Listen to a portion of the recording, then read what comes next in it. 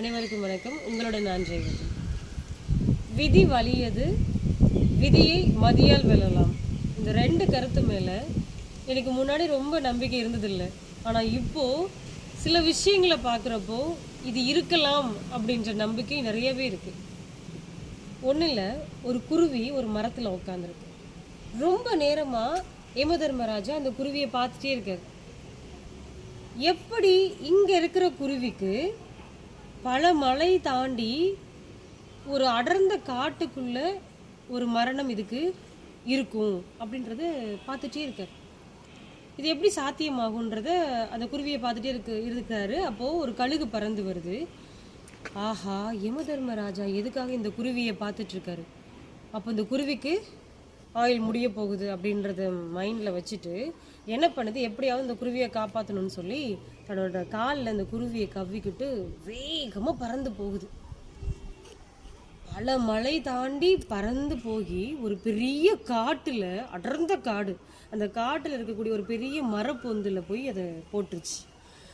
மரப்பொந்தில் விட்டுட்டு அப்பாடா நல்லபடியாக கொண்டு வந்து விட்டாச்சு, காப்பாற்றியாச்சுன்னு ஒரு பெருமூச்சு விடுறதுக்குள்ளாரையுமே பாம்பு, அந்த மரப்பொந்துக்குள்ளேருந்து ஒரு பாம்பு அந்த குருவியை விழுங்கிருச்சு.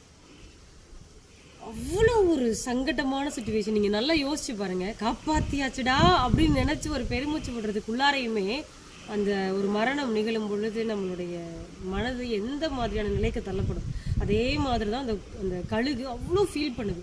இதுக்கா உன்னைய கொண்டு வந்து நான் காப்பாற்றினேன், இங்கே விட்டேன், அதுக்கு பேசாமல் நீ அங்கேயே இருந்திருக்கலாமே அப்படின்னு நினச்சி தவிக்குது. அப்போது இந்த யமதர்மராஜா நினைக்கிறாரு, இங்கே இருக்கிற குருவிக்கு எப்படி அங்கே மரணம் நிகழும் அப்படின்றத சாத்தியமாகுன்றதை யோசிக்கிறோம்.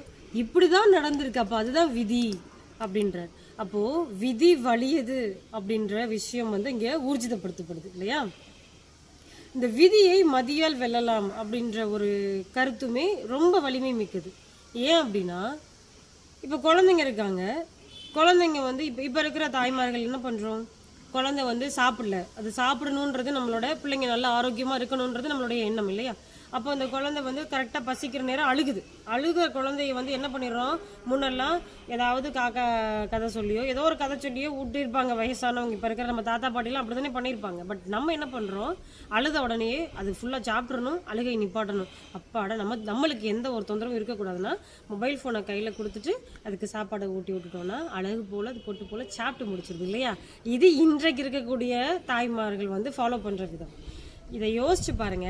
இது இந்த குருவி நிலையில் இந்த குழந்தை அதுக்கு சாப்பாடு ஊட்டணும், அதோட ஆரோக்கியம் நம்மளுக்கு முக்கியம் அப்படின்றதுனால என்ன பண்ணுறோம், அந்த ஆரோக்கியத்தை மைண்டில் வச்சுட்டு அதை கொண்டு போய் எங்கே விட்டுறோம் அப்படின்னா மொபைல் அப்படின்ற ஒரு இடத்துல கொண்டு போய் அதை விட்டுறோம்.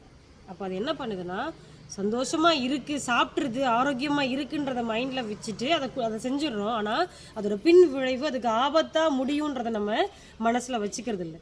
அதோட பின் விளைவுகள் நம்ம எதிர்பார்க்காம செஞ்சுறதுனால அந்த குழந்தை தற்போதைக்கு சந்தோஷமாக இருக்குது, சாப்பாடை முடிச்சிருது. அதுக்கு என்ன பண்ணலாம், என்ன பண்ணலாம், அதை தூக்கிட்டு போய் ஒரு வேடிக்கை காமிச்சு ஊட்டலாம், அல்லது ஒரு கதை சொல்லி ஊட்டலாம், பாட்டு பாடலாம். அதுக்கு என்ன தேவையோ அதை நம்ம செய்யலாம். ஆனால் நம்மளோட வேலையை எளிதாக்க என்ன செய்கிறோம், இந்த மாதிரி ஒரு விஷயத்த பண்ணி முடிச்சிடும். ஆனால் பின் விளைவு இந்த கழுகு, ஆகா இதுக்கா உன்னைய கொண்டு நான் காப்பாற்றினேன்ற நினைக்கிற மாதிரி நம்மளும் பின்னாடி நம்ம குழந்தைக்காக வருத்தப்படுவோம். அதனால அந்த மாதிரி விஷயங்கள் நடக்கும்போது அந்த விதியை மதியால் வெல்லலாம் அப்படின்னா அந்த குழந்தைய நம்ம அந்த ஃபோனுக்கிட்ட விடாமல் அதுக்கு தேவையான விஷயத்தை செஞ்சு அதை சந்தோஷப்படுத்தி நம்மளோட காரியத்தை அதில் முடிச்சிடலாம்.